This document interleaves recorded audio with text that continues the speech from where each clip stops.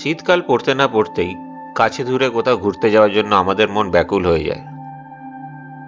আর বাঙালিদের কাছে ঘুরতে যাওয়ার অন্যতম সেরা ঠিকানা হলো নর্থ বেঙ্গল। আজকের এই ভিডিওটিতে দার্জিলিং জেলায় অবস্থিত একটি আনএক্সপ্লোরড অফবিট ডেস্টিনেশনের সন্ধান আপনাদের দিতে চলেছি। জায়গাটির নাম হলো রানাগাঁও, যেটি লোয়ার লামাহাটাতে অবস্থিত। এখানকার পাহাড়, জঙ্গল এবং ঝর্ণা দিয়ে ঘেরা একটি অপরূপ সুন্দর হোমস্টে হলো নামসিওয়াল কটেজেস অ্যান্ড হোমস্টে। আমরা এখানেই উঠেছিলাম। এই হোমস্টেটি একদমই নতুন।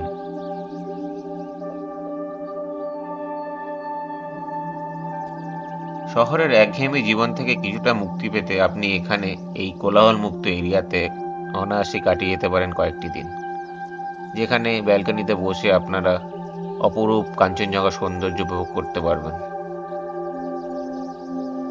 কিভাবে এখানে আসবেন, কিভাবে হোমস্টে বুক করবেন, এই সমস্ত তথ্য আপনারা এই ভিডিওটিতে পেয়ে যাবেন। তাই ভিডিওটি না টেনে সম্পূর্ণ ভিডিওটি দেখার অনুরোধ রইল।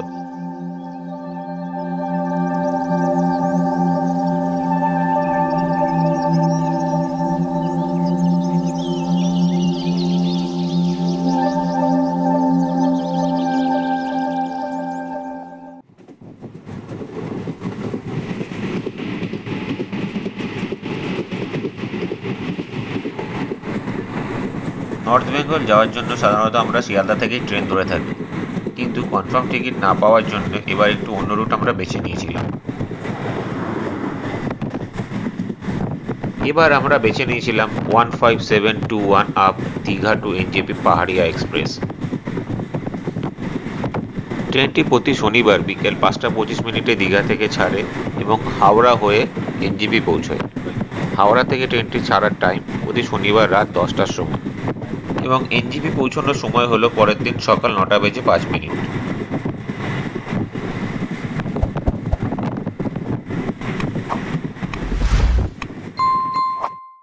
নির্ধারিত সময়ের থেকে প্রায় 1.5 ঘন্টা লেটে আমরা এনজেপি পৌঁছলাম।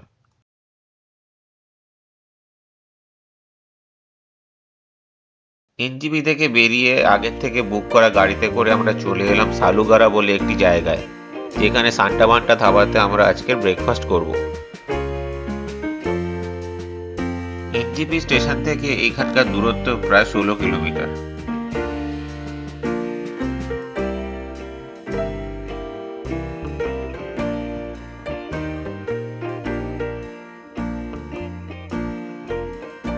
সান্টা বান্টা ধাবাতে আমরা ব্রেকফাস্ট সেরে বেরিয়ে পড়লাম আমাদের গন্তব্যের উদ্দেশ্যে।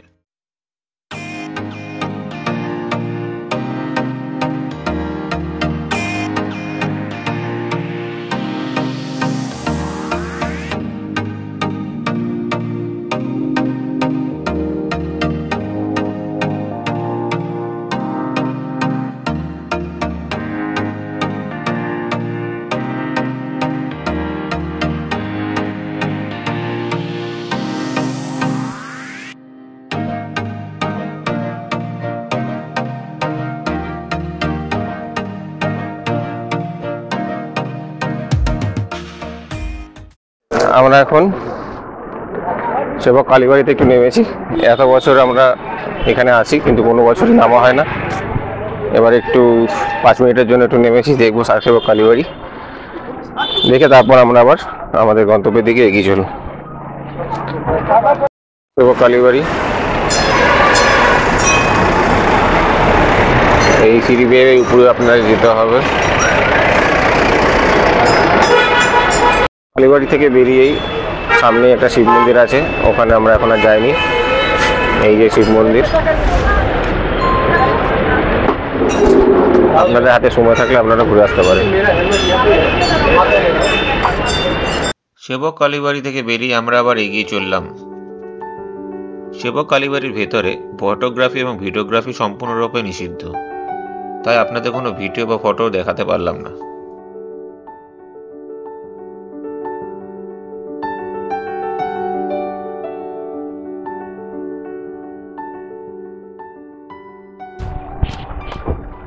আমরা এখন এসে পৌঁছেছি রংলি টি গার্ডেন।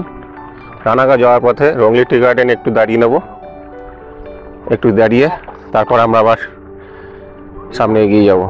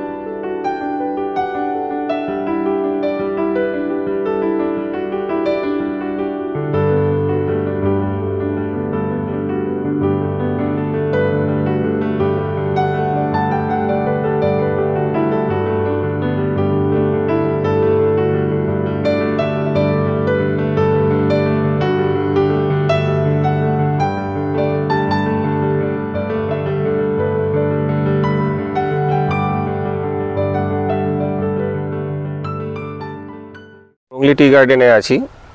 গার্ডেনটি খুবই সুন্দর, পাইন ফরেস্টও রয়েছে এখানে, দেখতেই পাচ্ছেন পাইনের গাছ রয়েছে অনেক। এবার ডান দিকটা দেখুন, এদিকটা পুরো চা বাগান ভর্তি।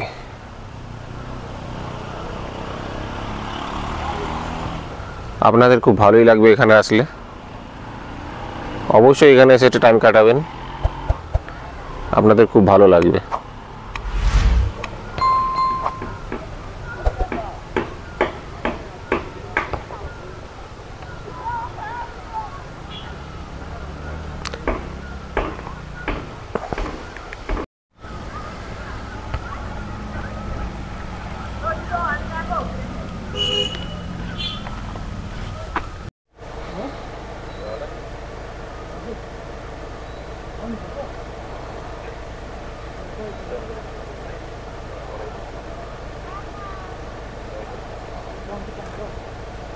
এই গাড়িতেই আমরা এসছি এনজিপি থেকে।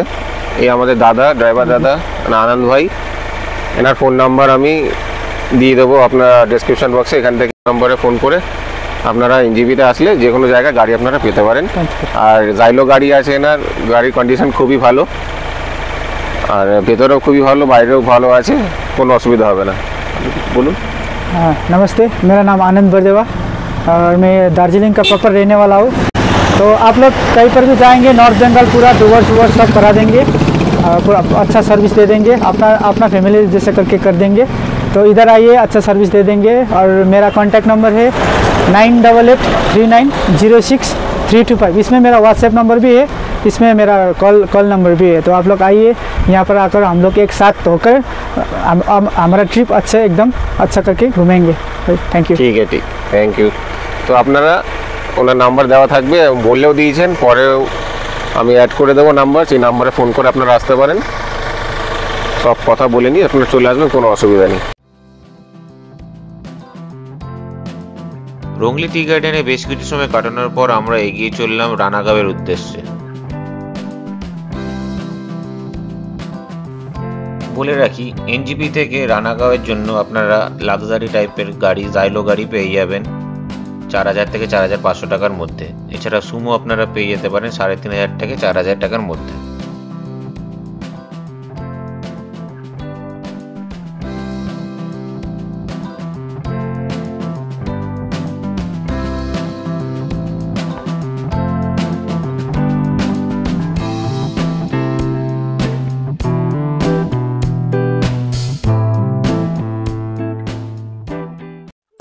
এই যে দূরে যেই দেখা যাচ্ছে লাইট জ্বলছে, এটাই আমাদের কটেজ। এই কটেজে আমরা এখন যাব।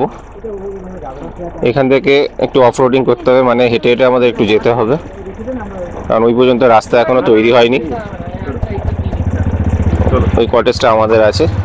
এখন চলে আমরা হেঁটে হেঁটে ওই দিকেই যাব। চলুন, আমরা এখন এগিয়ে চলেছি আমাদের কটেজের দিকে।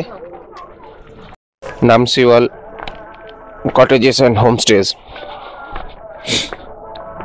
রাত হয়ে যাওয়াতে খুবই অন্ধকারের মধ্যে দিয়ে এখন আমাদের যেতে হচ্ছে। আমরা এখন আমাদের কটেজ নামসিওয়াল হোমস্টে অ্যান্ড কটেজেস সেখানে এসে পৌঁছেছি, কিন্তু আসতে অনেক রাত হয়ে গেছে। সেই কারণে আমরা অন্ধকারে ভিডিও করতে করতে একটা অ্যাডভেঞ্চারাস ফিল নিতে নিতে আমরা হোমস্টের দিকে এগিয়ে চলেছি। দেখুন, একটুখানি গাড়ি থেকে নেমে 200 মিটারের মতো হাঁটা পথ আছে। হাঁটা পথটি এরকম দিনের বেলা কালকে আবার ভিডিও করব, কিন্তু এখন যেহেতু রাত্রিবেলা এই রাস্তাটা আপনাদের দেখানো উচিত, সেই জন্য আমি একবার দেখিয়ে নিলাম। যারা অ্যাডভেঞ্চার প্রেমী তাদের খুবই ভালো লাগবে 2 মিনিট বা 5 মিনিটের একটা হাঁটা পথ। আর ভয়ের কিছু নেই আপাতত। এখন এখানে দিনের বেলা ভিডিও করব। আমাদের গাড়িটার রাস্তা একটু খারাপ হয়ে গেছিলো, সেই জন্য আরও দেরি হয়ে গেল। তার উপরে ট্রেনও লেট ছিল, সেই কারণে আর 2 ঘন্টার মতো লেট হয়ে গেছে। এই কারণে আমরা লেটে এসেছি। কিন্তু আপনারা এখানে আসলে দুপুর চলে আসবেন, তাহলে এই দিনের বেলাতেই আপনারা হোমস্টেতে ঢুকে যাবেন এবং সুবিধা হবে আপনাদের। অন্ধকার হয়ে গেলে এমনিও একটু পাহাড়ি এলাকা, গাছপালা ভর্তি, এমনি কোনো প্রবলেম নেই, লোক থাকবেই এনাদের। আমাদেরও লাগেজ নিতে অনেক লোক এসছেন, কোনো প্রবলেম নেই। দেখুন, হোমস্টেতে যাওয়ার জন্য একটা সুন্দর কাঠের ব্রিজও করা রয়েছে। এখানে ব্রিজের নিচ থেকে একটি ছোট ঝর্ণাও বয়ে চলেছে। এখান থেকে এখন জল অল্প, কারণ এখানে এখন শীতকাল, বৃষ্টির জল এখন। চলুন, এই ব্রিজ পার করে এখন আমরা যাব হোমস্টের দিকে।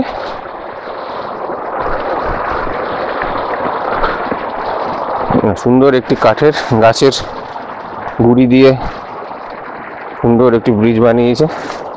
এই দেখুন, এখান থেকে নদীর জল আসছে, খুব স্পিডেই আসছে। জল কম, বর্ষাকালে আরও জল এখানে থাকে, তখন আরও ভালো লাগে দেখতে। চলুন, এই দেখুন কাঠের গুড়ি কেটে কেটে কি সুন্দর একটা সাঁকো বানিয়ে রেখেছে। সাঁকোটি এখানে পরিবেশের সাথে মানিয়ে নিয়েছে। একদম সব কিছুই ন্যাচারাল দেখে মনে হচ্ছে, কোনো অসুবিধা নেই, সব কিছুই সুন্দর। পাহাড়ের দিনও যেরকম সুন্দর, রাতও সেরকম মায়াবী সুন্দর। এবং ছোট একটা বাজারের মধ্যে দিয়ে আমরা এখন হোমস্টের দিকে এগিয়ে চলেছি। একটু দেখে, একটু উঁচু নিচু পাথরে আছে, দেখে হাঁটবেন। এই আমরা হোমস্টেতে পৌঁছে গেছি। এই যে আমাদের হোমস্টে, নামশিয়াল কটেজেস অ্যান্ড হোমস্টেজ। এই একটা প্রথম কটেজ এটা, আর একটা কটেজ ওই দিকে নিচের দিকে আছে। আমাদের 2টো কটেজ নেওয়া হয়েছে। এই একটা কটেজ, এখানটা একটু বসে আড্ডা মারার জন্য ছোট কাঠের সুন্দর বসার জায়গা বানানো হয়েছে। দিনে রাত্রে সবসময় বসতে পারেন, আর ঠান্ডা এখানে ভালোই পড়ে। এখন আমরা এসেছি ডিসেম্বরের, আজকে 10 তারিখ। ঠান্ডা পড়েছে, সোয়েটার তো লাগছেই, রাতের দিকে আরও ঠান্ডা বাড়বে। এই কটেজটা আপনাকে একটু পরে দেখাচ্ছি, ভেতরটা কীরকম একটু বাইরে থেকে দেখিয়ে নিই। বাইরে থেকে দেখতে পাচ্ছেন খুবই সুন্দর একটা কটেজ, পুরোটাই কাঠের তৈরি। আর কটেজ দেখেই আপনার পছন্দ হয়ে যাবে, এটা আমি বলতে পারি। দেখুন কি সুন্দর কটেজ, খুব সুন্দর একটা কটেজ। ভেতর থেকেও আমি আপনাকে দেখাবো। 2টো কটেজই আমরা রয়েছে, আমরা নিয়েছি। খুব সুন্দর কটেজ, কাঠের। কটেজটা বিস্তারিতভাবে পরে দেখাচ্ছি। সেকেন্ড কটেজটা কোন দিকে আছে সেটা আমরা একটু দেখে আসি। এখানে অনেক রকম ফুলের গাছও আছে, দিনের বেলা আবার পরে কালকে ভিডিও তুলব। লাইটেরও সুব্যবস্থা করা আছে, হাঁটার সময় আপনাদের কোনো অসুবিধাই হবে না। চলুন দেখি আমাদের সেকেন্ড কটেজটা। এইখানটা আপনারা ক্যাম্প ফায়ার করতে পারেন, বনফায়ার, ক্যাম্প ফায়ার এই টাইপের করতে পারেন। এখানেই হবে। এখানে আজকে আমরা কিছু করিনি, কালকে আমরা এখানে বনফায়ার করব। পরের ভিডিওতে আপনারা সেটা দেখতে পারবেন। সব জায়গায় লাইট দেওয়া আছে, বেশ কয়েকটি সিঁড়ি পেয়ে নামতে কোনো অসুবিধা হবে না। সিঁড়িগুলো বেশ চড়া চড়া এবং বেশি খারাপ না। এই আরেকটি কটেজ, কটেজের ব্যাক সাইডটা দেখা যাচ্ছে। কটেজটিকে সামনের দিক দিয়ে দেখতে কিরকম, চলুন দেখা যাক। এটা হচ্ছে কটেজ আরেকটা, দূর থেকে দেখে নিই আগে, তারপর কটেজের সামনের দিকে যাব।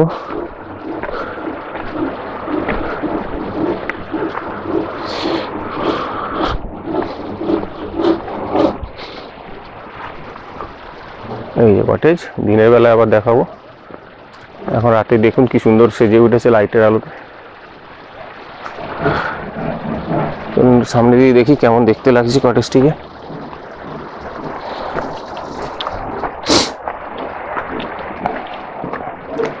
এখানে সুন্দর বসার জায়গা, বেতের চেয়ার, বেঞ্চ সবই রয়েছে।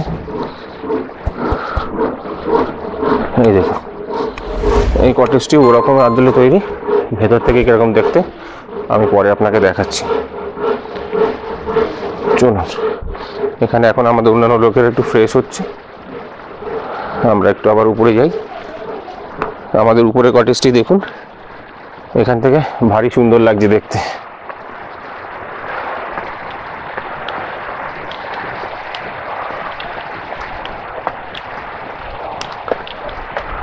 খুবই সুন্দর লাগছে।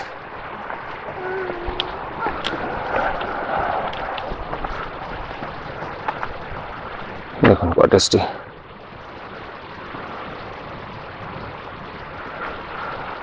চলুন এবার কটেজটির ভেতরে আমরা দেখাবো, কটেজটির ভেতরটা কেমন সেটা আমরা একটু দেখে নিই।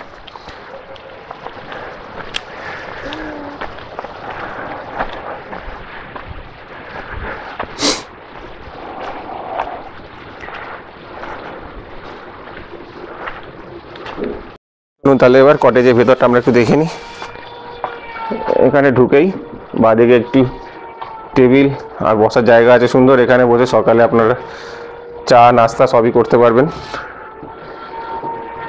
এখানে অনেক সুন্দর সুন্দর ফটো দিয়ে সাজানো রয়েছে। এখানে বেতের চেয়ার, সোফা রয়েছে এবং চা খাওয়ার জন্য, আড্ডা মারার জন্য আদর্শ জায়গা। সুন্দর ফটো দিয়ে সাজানো। ভেতরটা দেখা যাক। দেখুন ভেতরটা কতটা স্পেসিয়াস। দুটো বেড রয়েছে, এই দিকটা বেডটা একটু বড়, তিনজন আরামসে শুতে পারবে। আর এদিকে একটা আলমারি রয়েছে আর একটা বেড রয়েছে। এই বেডে দুজন খুব ভালোভাবে শুতে পারবে। তো মোটামুটি এই হোমস্টেতে, এই কটেজে পাঁচজন খুব আরামে এখানে রুমটাতে থেকে যেতে পারবে। আর ওই আরেকটা কটেজ আছে, ওই কটেজটাও আপনাকে দেখাবো, ওখানেও 5-6 জন ভালোভাবে থেকে যেতে পারবে। এটা আলমারি দেওয়া আছে সুন্দর কাঠের। বাথরুমটা একটু দেখে নিই।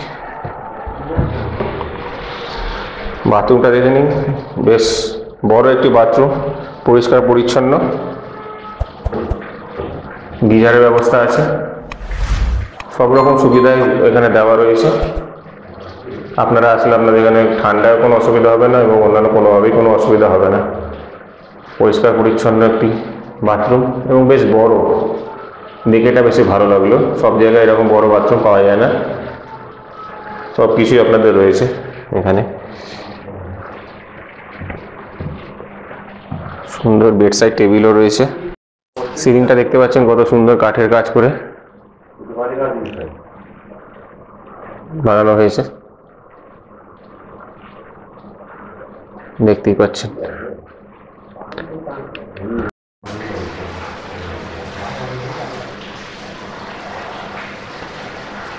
দেখতেই পাচ্ছেন রুমটা কতটা সুন্দর, খুব সুন্দরভাবে। এখন রাত বলে জানলার বাইরে দিয়ে আপনি কিছু দেখতে পাবেন না। কাল সকালে বা পরবর্তী ভিডিওতে আমি আপনাদের দেখাবো বাইরে থেকে কেমন লাগে। এখান থেকে কাঞ্চনজঙ্ঘারও সুন্দর ভিউ পাওয়া যায়। এই জানলা, এখান থেকে রুম থেকে বেরিয়েই ওই আরেকটি কটেজ ওইখানে রয়েছে। এখানে এখন অন্ধকারে কিছুই দেখতে পাচ্ছেন না, কিন্তু দিনের বেলা ভিডিওতে আপনি অবশ্যই দেখতে পাবেন। কাঞ্চনজঙ্ঘার ভিউ যদি পরিষ্কার আকাশ থাকে তাহলে আপনারা অবশ্যই পাবেন।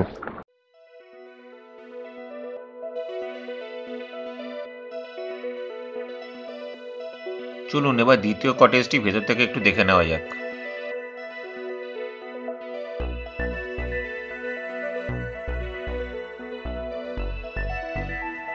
দেখতেই পাচ্ছেন এই কটেজটি প্রথম কটেজটির থেকে বেশি স্পেসিয়াস। এখানেও দুটি বেড রয়েছে। এই বেডটিতে দুজন অনায়াসেই শুতে পারবে।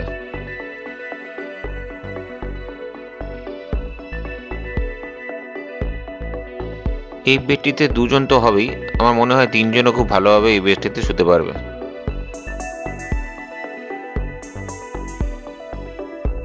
একটি আলমারিও রয়েছে। চলুন বাথরুমটা দেখে নেওয়া যাক।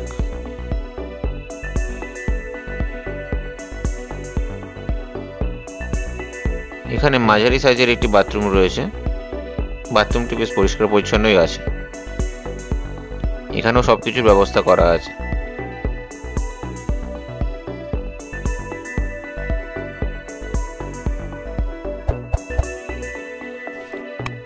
এখন প্রায় 6:45 বাজে এবং আমরা এখন একটু মোমো খেয়ে নিলাম এবং মোমো খেয়ে আমরা রুমের মধ্যে একটু রেস্ট করলাম।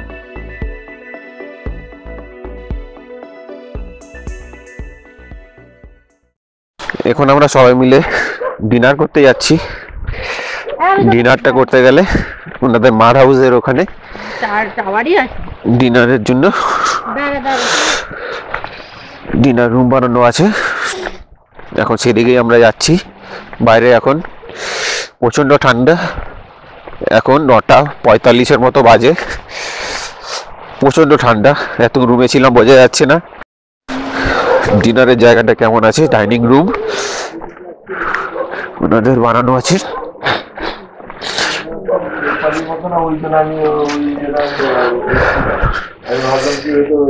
এই তো এখানকার ডগি।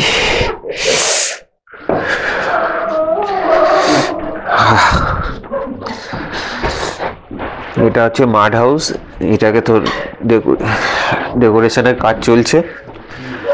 এখানেও রুমটা এখনো কমপ্লিট, মানে পুরনো মাড হাউস। এটাকে একটু ডেকোরেট করে এটাকে নতুন করে আবার করা হবে। এই মাড হাউসেরই একটা পার্টে এখন আপাতত ডিনারের ব্যবস্থা করা হয়েছে। এই যে মাড হাউসে একটা ব্যালকনি বানানোর কাজ চলছে।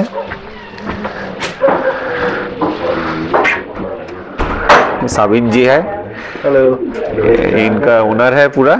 इनके साथ कल खुल के बात करेंगे, इसका प्रॉपर्टी के बारे में पूछ लेंगे, सब कुछ बात हो जाएगा कल। अभी डिनर कर लेते हैं, बहुत ठंडा है बाहर, देखते हैं डिनर में क्या है।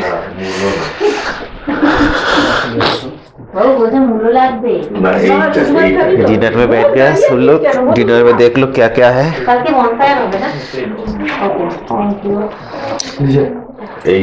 ভাত আছে, রাইস, স্যালাড আছে, আলু ভাজা, আলু ভাজা আছে। আমাদের ফুচকিসোনা খাওয়া শুরু করে দিয়েছে। এটা কি আছে, ফুলকপির একটা ফুলকপি ভাজি ভাজি আছে আর ওর সাথে ডাল আছে। ডাল মাম্মু শুধু শসা খেও না, সবাই খাবে। তুমি বলতে পারো আমি তোমার শসা নিয়ে নিচ্ছি এখানে। চলুন তাহলে ডিনারটা করে নি। ডিনার করে করতে হবে। ডাল আর মাংস আছে, চিকেন কষাও আছে। চিকেন কষাটা দেখিয়ে নে, আমি আমার মেয়ে দেখুন চিকেন তুলে নি। চিকেনের পিসগুলো বেশ ভালোই, দেখে তো খুব টেস্টি মনে হচ্ছে। গরম গরম চিকেন, ভালো টেস্টি আছে। খাওয়ার আগেই বলে দিচ্ছে সবাই। এই ডিনার গরম গরম ডিনার খেয়ে নি। সুন্দর স্যালাড সাজানো রয়েছে, ভাত। ফুডিং এবং লজিং নিয়ে এই হোমস্টেতে পার ডে পার হেড 800 টাকা করে খরচা হয়, যার মধ্যে আপনারা সকালের ব্রেকফাস্ট, লাঞ্চ এবং সন্ধ্যের স্ন্যাক্স এবং রাতের ডিনার পেয়ে যাবেন। এছাড়া ভিডিও যাবতীয় তথ্য আপনারা ডেসক্রিপশন বক্সে পেয়ে যাবেন।